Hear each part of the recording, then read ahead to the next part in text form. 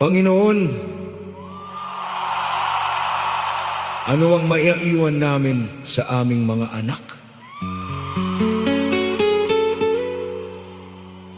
Isang bansang lubog sa utang,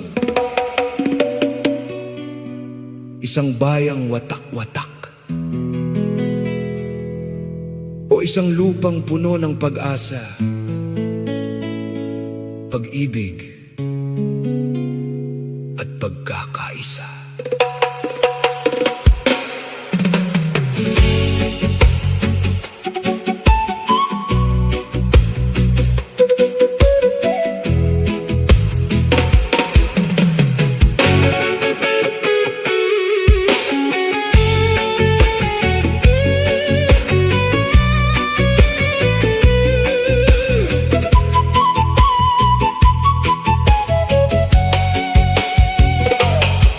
Sa bawat batang isinilang, may pangarap na tangan.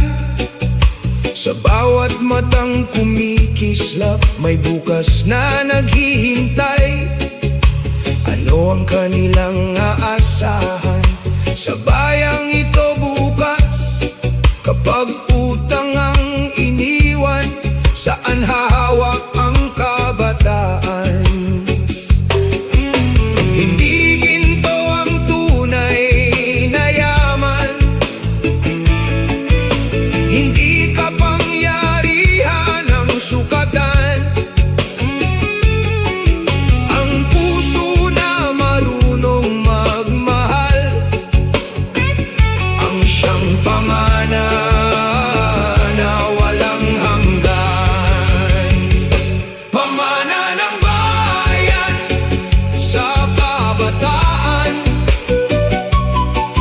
hindi utang at kahirapan, hindi kasakiman at hidwaan, kundi pag-ibig at pagkakaunawaan.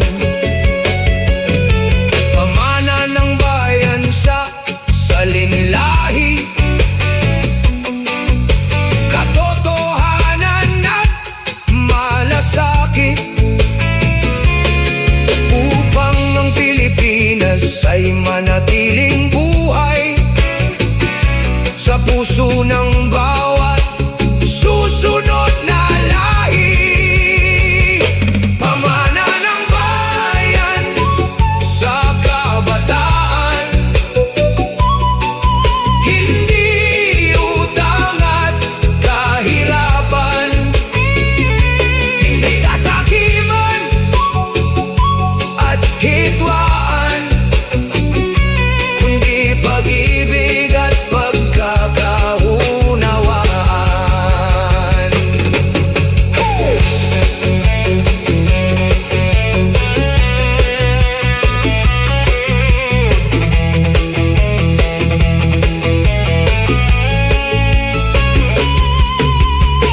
Kapag nakita ng kabataan ang mabuting halimbawa ng mga namumuno, na ang kapangyarihan ay para sa paglilingkod at hindi para sa pansariling kapakinabangan, matututo silang magmahal ng bayan at maglingkod ng may dangal. Hindi nila mamanahin ang pagkakahati, kundi ang pagkakaisa. Hindi nila mamanahin ang kasakiman, kundi ang malasakit sa kapwa.